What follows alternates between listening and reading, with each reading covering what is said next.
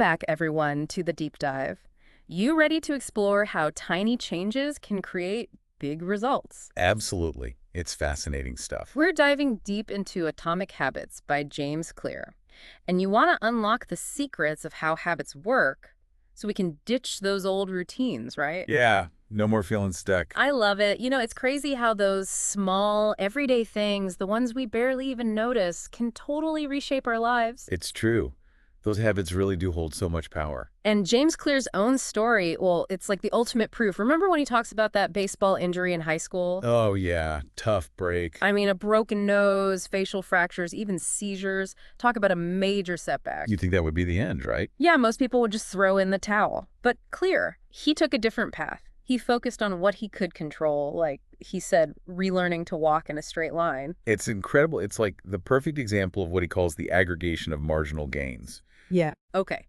Aggregation of marginal gains, gotta admit, sounds a bit fancy. Can you break that down for us? What's that all about? Sure. It means that small, consistent improvements, even like 1% each day, can lead to big changes over time. It's like, think of compound interest, but for self-improvement. I see. So even when we're not seeing huge instant results, those little efforts are still quietly working their magic behind the scenes. You got it. We often get discouraged because we're looking for instant gratification. But it's not always like that. Yeah, that makes a lot of sense. It's like when you fly a plane. Even a tiny change in direction at takeoff, it ends up taking you to a completely different place.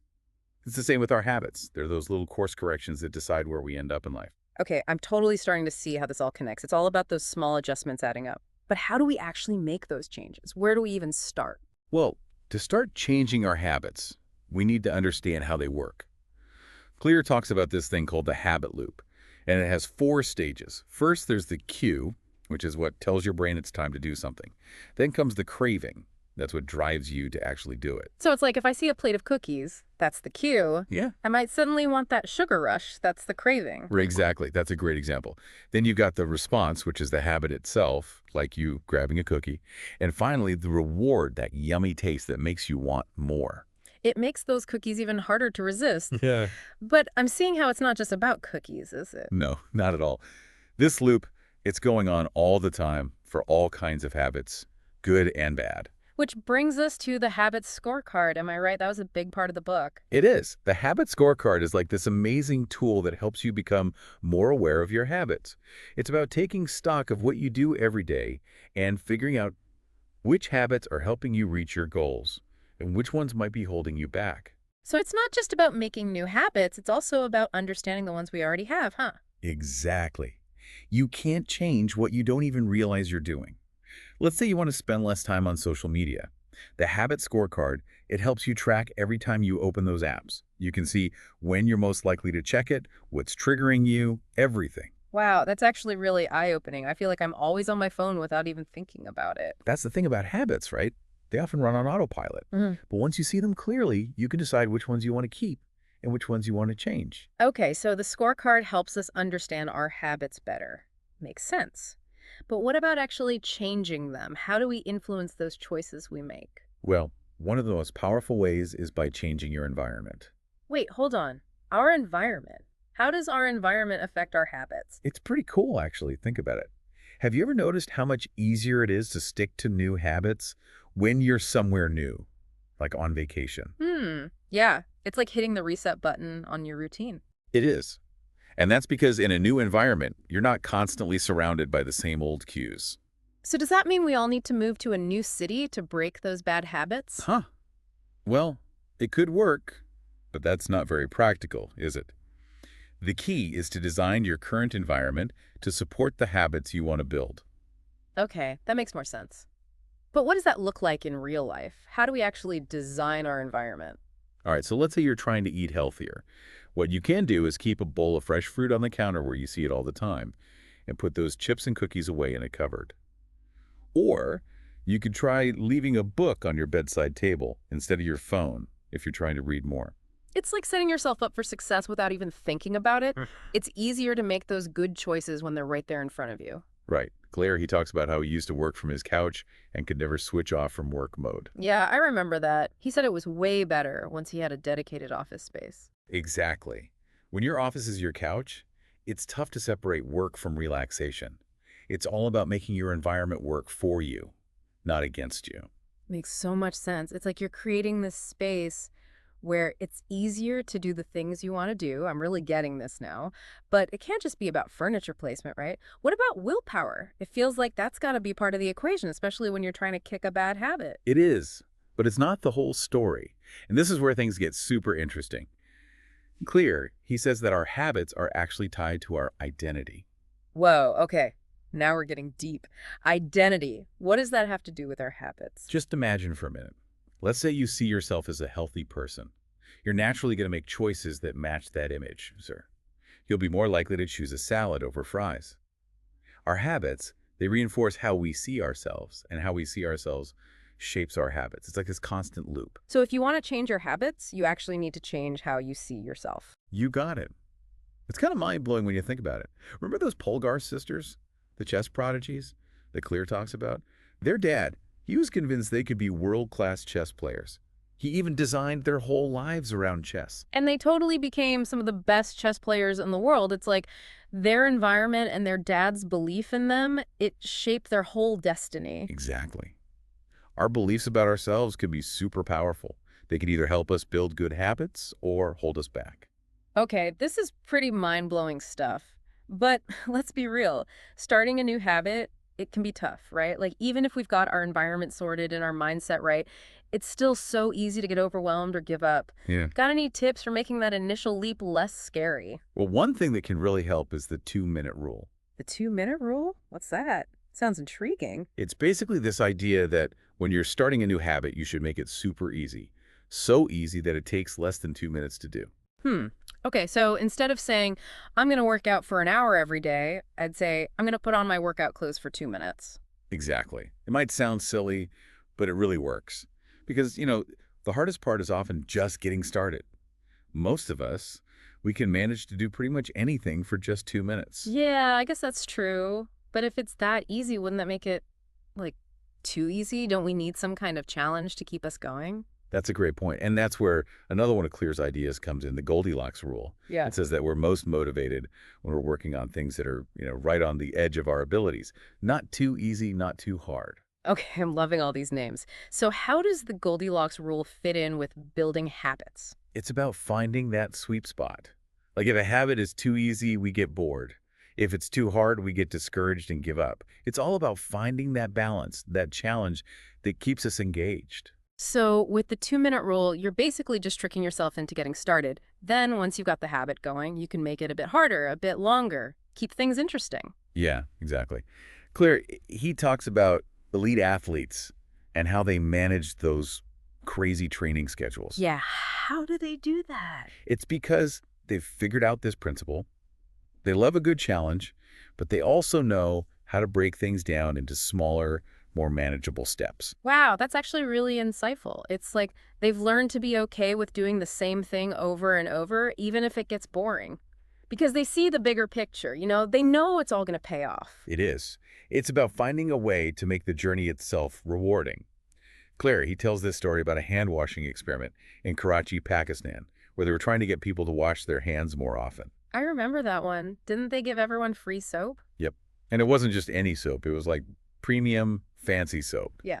The kind that's considered a real luxury there. Right. So what happened? Hand washing went way up. Just that one little change made a big difference because it made washing hands more enjoyable. So it's not always about being super strict and having tons of willpower. It's also about finding ways to make those good habits feel good so you actually want to do them. Our brains, they're wired to seek out pleasure. So the trick is to make those good habits feel pleasurable. I like that it's like we're outsmarting our own brains. Pretty cool. But what about those habits that are just really, really tough to break? Like, let's say I want to spend less time on social media, but I keep getting sucked back in by those never-ending feeds. Any advice for that? Well, for those kind of habits, Clear suggests that we need to make them harder to do. You got to increase the friction. Huh. Make it harder to do the things I don't want to do. How does that work? I know, it might sound a bit counterintuitive, but trust me, it can be super effective. Do you remember the story Clear tells about the invention of the cash register? The cash register? Wait, what does that have to do with habits? So back in the day, before cash registers existed, Employee theft was a big problem.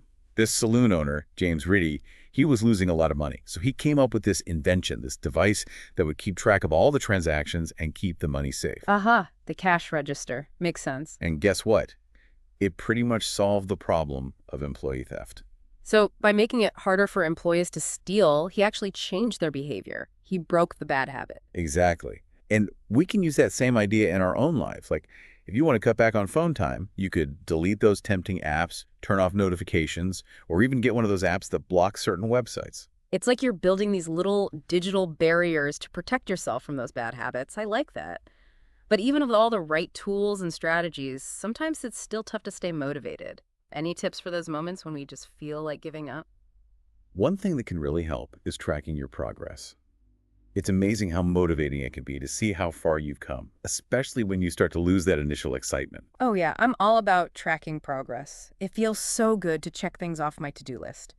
Or to see those little boxes filled in on my habit tracker. It's like this little burst of accomplishment. It is, and it's a powerful form of positive reinforcement. It's not just about celebrating those big milestones. Yeah. It's about recognizing all those small wins along the way.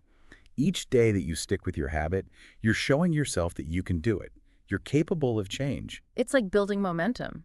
Each small success gives you that extra push to keep going.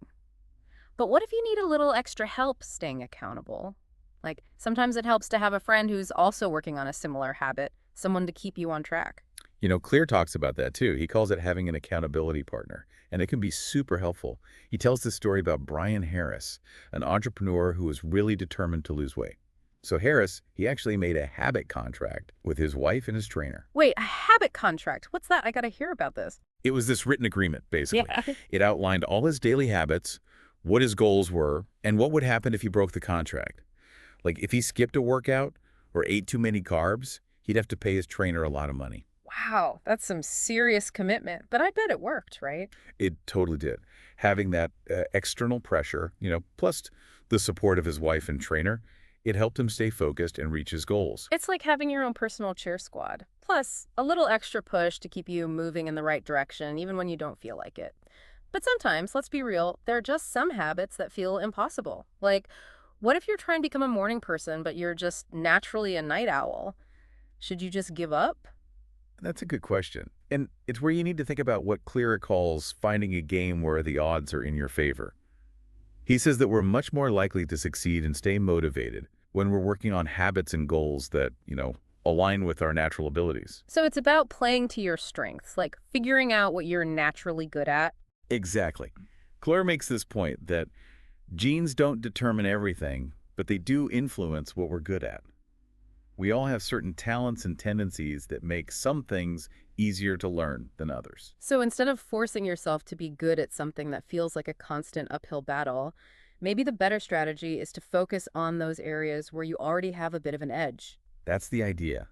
Hard work is always important, but it's so much more enjoyable and effective when you're working with your natural inclinations, not against them.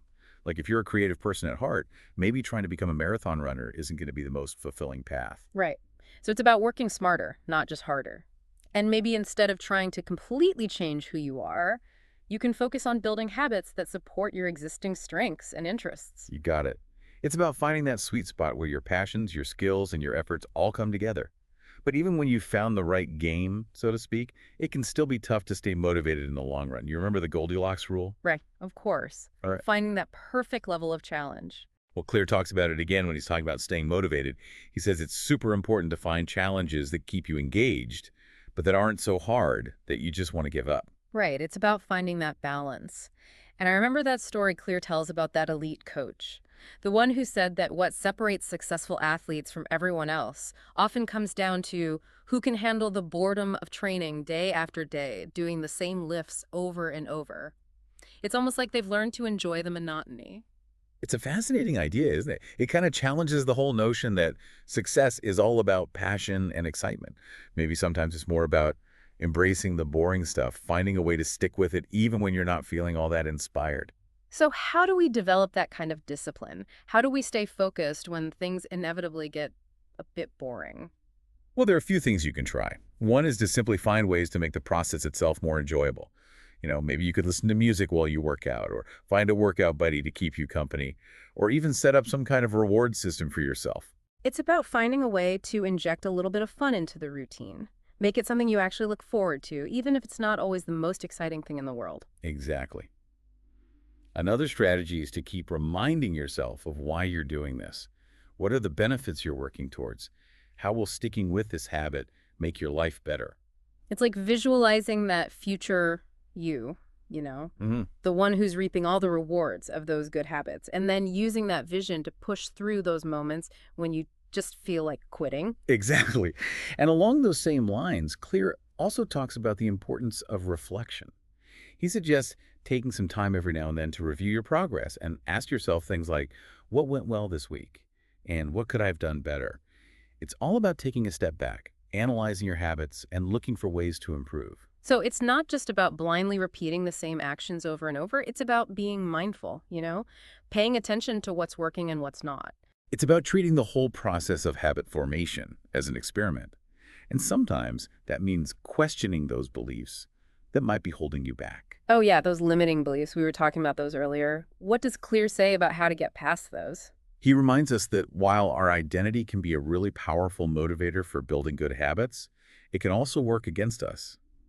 If we cling too tightly to a fixed idea of who we are, it can become a limitation. Like if we keep telling ourselves, I'm just not a morning person, or I'm terrible at math, then we're basically blocking ourselves from growing and changing. So it's about being open to the possibility that we can evolve, that we can become more than who we are today. You got it. It's about having what's called a growth mindset, believing that our potential is always expanding. And while habits can be awesome tools, they shouldn't just become mindless routines. It's important to stay aware and be willing to adjust those habits as needed.